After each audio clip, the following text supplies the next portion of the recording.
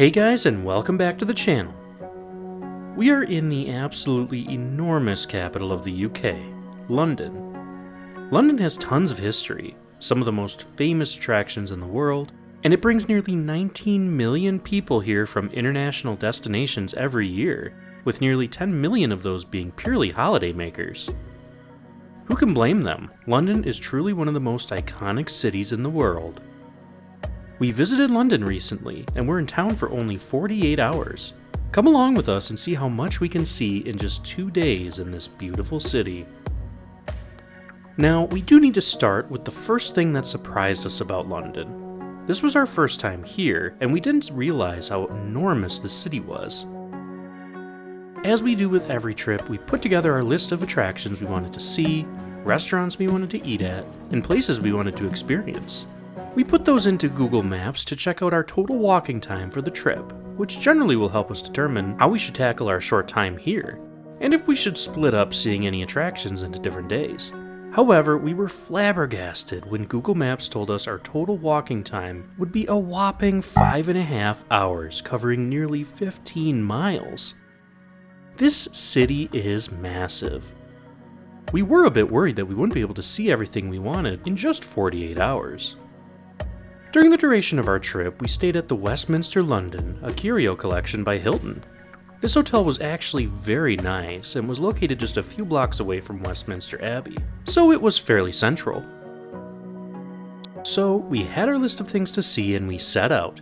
After getting ourselves a hearty semi-British breakfast in the hotel, we headed to Lower Marsh. We were with our parents on this trip, and they stayed over in the Lower Marsh location, so we spent a decent amount of time here. As you can probably guess from the name, this area was once a marshland being fed by the Thames until it was drained in the 18th century. It is right next to Waterloo Station, making it a quite bustling place. More recently, the area has gone through gentrification, and cash was being infused by local councils. Now, it's a thriving, vibrant street filled with independent coffee shops, restaurants, bookstores, pubs, galleries, and more. And it has a fairly famous street market here every weekday from 11 to 3, featuring over 75 different stalls. Overall, it was a nice, quaint little place to pass through. Not far from Waterloo Station and Lower Marsh is the Westminster Bridge, which leads to one of the most iconic scenes in all of London, Big Ben and the Palace of Westminster. Not much needs to be said about this place. It's one of the most photographed areas in the country, and it's quite surreal to see it in person. There are many times in life when you see things in pictures that look absolutely massive, but then you see them in person and they're much smaller than you thought. Not the Elizabeth Tower. Oh yeah, this is the actual name of the tower. Big Ben is actually the nickname for the bell inside the tower, but many people just use this interchangeably, so will we. This clock tower is enormous, standing at 96 meters or 315 feet tall. After nearly 5 years of being closed for renovations, this tower was opened once again to the public in late 2022. So if you find yourself here, you can actually climb the 334-step spiral staircase up to the belfry. Keep in mind though that there is no elevator, and you have to climb up and down in your allotted 90-minute time slot. The UK Parliament website has a whole host of considerations and warnings for people attempting the climb. We have a link to that down in the description. If you're up for it, the tour costs £30 or £15 for children. You need to visit the website often if you want these tickets, because they're released in batches several months ahead of time, and they go fast. The Westminster Palace is also a beautiful building, and quite large when you're viewing it from the river. You can also book yourself a tour, either self-guided audio tour or an in-person tour through the Palace of Westminster on the UK Parliament website. These tours are 90 minutes long and take you through several of the rooms where some of the most important decisions in the UK are made. Self-guided tours are around £28, and guided tours are £35, but you get a slight discount if you book online ahead of time. We would also recommend booking these online ahead of time too, just so you can be sure that you'll get a ticket. Right near here is also the London Eye, located right on the other side of the river. From the Eye, you can get an unbelievable view of the city, including Big Ben and the Parliament building. This Ferris wheel has several large compartments that can hold up to 25 people each. 800 people can fit on this ride at one time. It's £33 for the 30-minute trip around the Eye, but if you want the best view in the city, it might be worth it. Now, of course, since we were in Westminster, right next to the Westminster Palace, we were also right next to Westminster Abbey. This famous church is located right across the street from the Parliament building. From the outside, the church is beautiful to look at. This building has undergone numerous renovations throughout the years, but the buildings that stood in this spot have been the site of every coronation of a king or queen since William the Conqueror in 1066. So needless to say, there's a lot of history here. They even have the old coronation chair, which has been used in this ceremony to this day, and it's been used ever since 1308. This abbey is also the gravesite of the unknown soldier, where an unidentified soldier was buried to commemorate and remember all of those who died during World War I. One thing that really surprised us about this building, other than its insane ornateness, was just how many people were buried here. Of course, there were tons of kings and queens of old, including Edward the Confessor, and countless other Edwards, Richards, Henrys, and Marys. There were also many notable literary and scholarly minds buried here, including the writer Charles Dickens, the famous composer Handel, the scientists Stephen Hawking, Sir Isaac Newton, and Charles Darwin. It was really quite extraordinary and a little bit overwhelming to know that all of these amazing minds were buried in one place. Every corner you look around, there's the gravesite of another important person from history. Overall, we did enjoy our time in the Abbey, but at times we felt a bit like we were cattle being led around very slowly in a predefined path. Much of this area is roped off so that they can control the flow of people. You really couldn't explore on your own while you were in the main part of the church, and you had to follow the massive crowds. There were also many people working here to make sure that everyone kept moving. We could get some time to ourselves as we entered the courtyard area, which was nice. This area, part of the old abbey, was amazing. And we also saw the beautiful chapter house where the monks used to gather to hold chapter. The chapter house was much less crowded and very peaceful.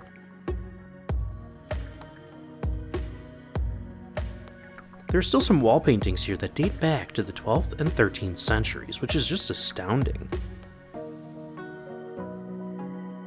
We also saw what is supposedly Britain's oldest door, dating back to the 9th century. We did think the visit to Westminster was worth it, though we didn't really like being corralled around and forced to move through faster than we wanted to. The cost to visit this beautiful church is £29. It's not a long walk from Westminster to Trafalgar Square. To get there, you can walk up the beautiful Whitehall Street, which is lined with several government buildings, including the famous 10 Downing Street where the Prime Minister lives, and the old War Offices and Churchill's War Room.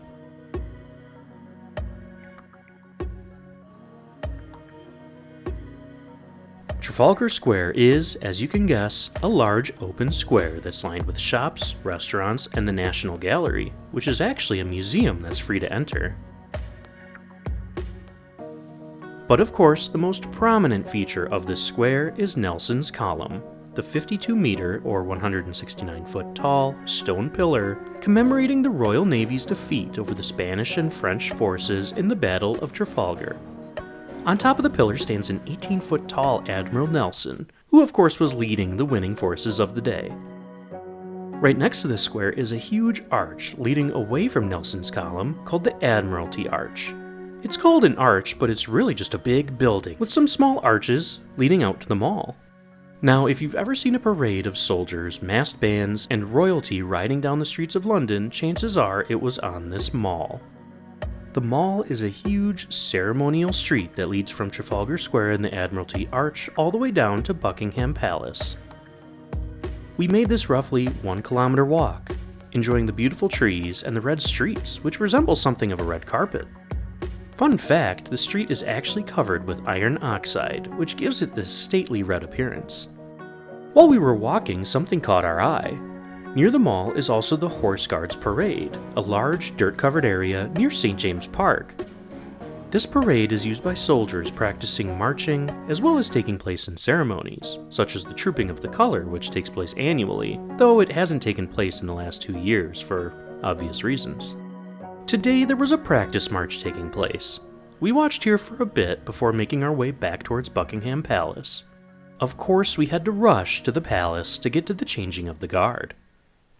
Buckingham Palace is another huge building, seemingly just sitting in the middle of a busy street. On a normal day, tons of traffic passes through here, and it was actually quite loud and extremely packed when we visited. This palace has been the official London residence of the sovereign since 1837. You can take a tour of several areas of this palace, allowing you to see some of the nearly 800 rooms and 50 bedrooms in this building. Again, it's absolutely huge. If you buy your ticket on the day, it will cost you £35. Once again, purchasing your ticket online saves you a few pounds. We would definitely recommend booking it online. We really wanted to tour Buckingham, but looking nearly 2 months ahead of time to book, we found that almost all of the tickets were already sold out. The only tickets left were some extremely expensive private tours, which we weren't that into. One thing we could still do here, though, was enjoy the changing of the guard. Here we could watch the guards in their classic bearskin hats and bright red uniforms walk down the streets accompanied by a band. This ceremony was so interesting to watch.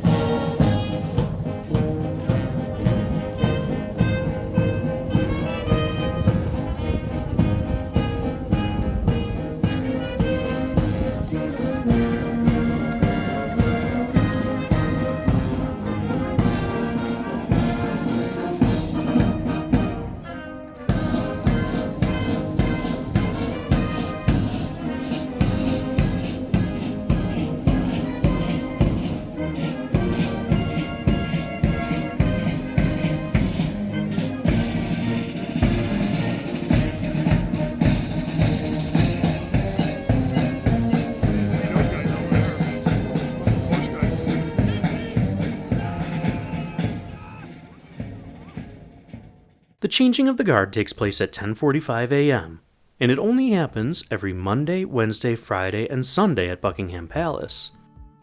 Our tour of the royal element of London wasn't done yet. We were now going to head over to another residence of the royals, Kensington Palace. Compared to Buckingham Palace, Kensington Palace seemed a bit more far-flung out into the rural part of London. Of course, Kensington is still in London, but being adjacent to the beautiful and enormous Hyde Park definitely made it feel like it was out in the country. Just like Buckingham Palace, Kensington Palace is also open to visitors who want to take a tour through its halls. It's actually quite a bit cheaper and easier to get into than Buckingham, and there was hardly anyone there when we went. The ticket price for an adult is £24, and this gets you into the King and Queen State apartments, a rotating exhibition, as well as an informational gallery about Queen Victoria as a child. Victoria was born and grew up in this palace, and there's even a huge statue of her out in the Kensington Gardens. Right near Kensington Palace is also the Princess Diana Memorial Gardens, which opened in 2017. If you're lucky, you can get a quick glimpse of the Princess Diana statue that was commissioned by Harry and William on the 20th anniversary of her death. You don't need to buy a ticket to get into Kensington Palace in order to enjoy this beautiful memorial garden. The walk from Buckingham Palace to Kensington Palace is relatively long, but a doable 45 minutes through some very beautiful parks. The largest of these parks is Hyde Park. This park is absolutely huge, and it contains several galleries, walking paths, a small lake, monuments, and even the Princess Diana Memorial Fountain, which was completed in 2004.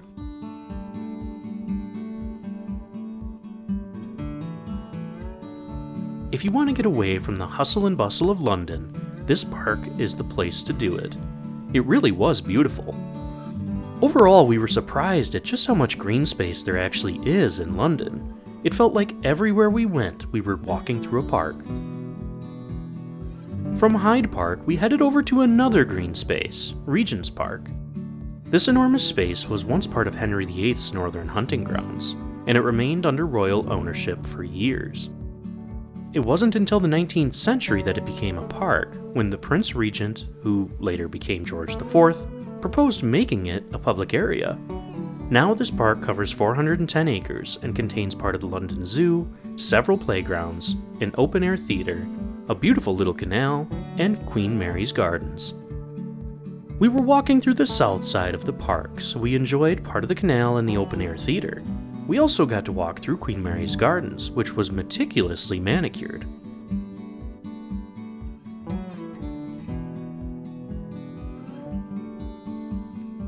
Just like Hyde Park, this was an absolutely beautiful and quiet place to walk around. Only a block away from Regent's Park will you find the home of one of London's most prominent icons. Running south from Regent's Park is the very real Baker Street, and the very real address 221B Baker, home of the not very real Sherlock Holmes. This building has been turned into, of course, the Sherlock Holmes Museum. We did have to take a look at this spot, and we actually enjoyed ourselves here. The upstairs apartment is made to look like Sherlock's apartment, and there's tons of information used in building this apartment that was gleaned from the novels that made him so famous. There's also a small shop in the main level of the building. Tickets to the Sherlock Holmes Museum cost between £12 and £20, depending on the time of year and day that you go, so just check the website before you purchase your tickets. Leaving this home of a very fictional detective, we decided to go to a much more non-fictional location in the city of London.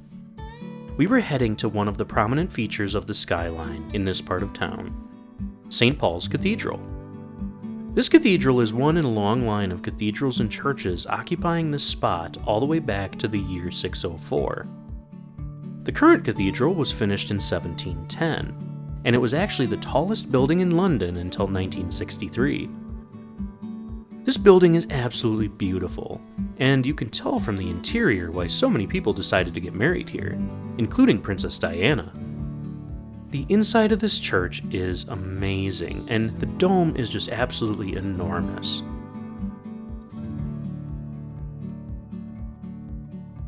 In the basement is a rather large crypt. Just like at Westminster Abbey, we could not believe how many people were buried here. Admiral Nelson, Alexander Fleming, Christopher Wren, and the first Duke of Wellington, to name a few.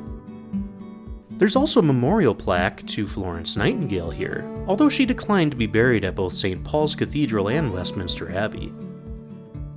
This church was a very interesting visit. It's free to attend services here, but sightseeing outside of service hours will cost you £25. Well, we had spanned this trip out over a day and a half, and so far we'd done an awesome job of seeing everything that we wanted to. We had one major stop left. We had to check out the Tower Bridge, and of course, right next to it, the Tower of London. To say this building is a tower is a bit of a misnomer, given that it's only 90 feet tall, but it certainly does resemble an old castle, complete with a moat, a wall, and a very large keep in the middle. The history of this place began in 1070 with William the Conqueror. Fresh from victory and nervous of rebellion, he built a massive fortress for his own protection, as well as a place to run his newly acquired kingdom. This tower served as a castle for hundreds of years.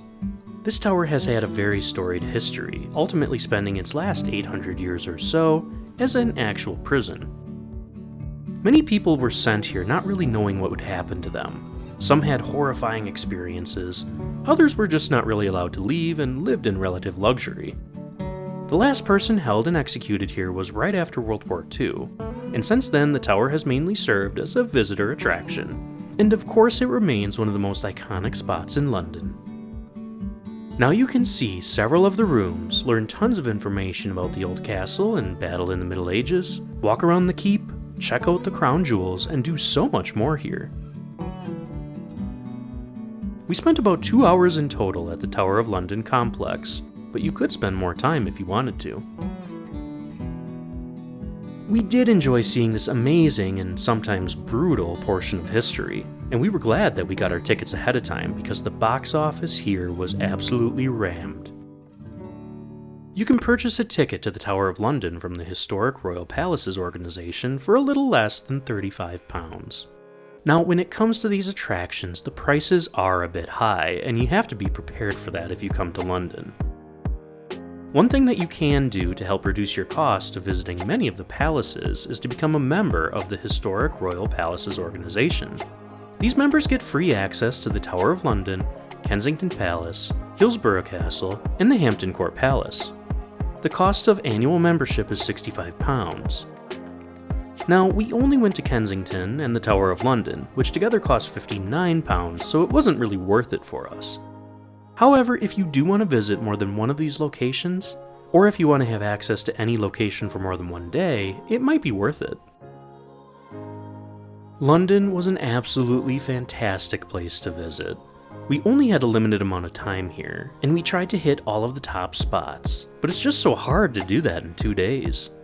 The city is absolutely massive, and we can say from experience that 48 hours just isn't enough time here. There are so many other great attractions and things that we wanted to do, like take a riverboat ride on the Thames, going to the British Museum, or going up in one of the skyscrapers like the Shard or enjoying the Sky Garden. We really did enjoy our time here, but we are looking forward to coming back to London again. Thanks for watching this video, and we'll see you in the next one.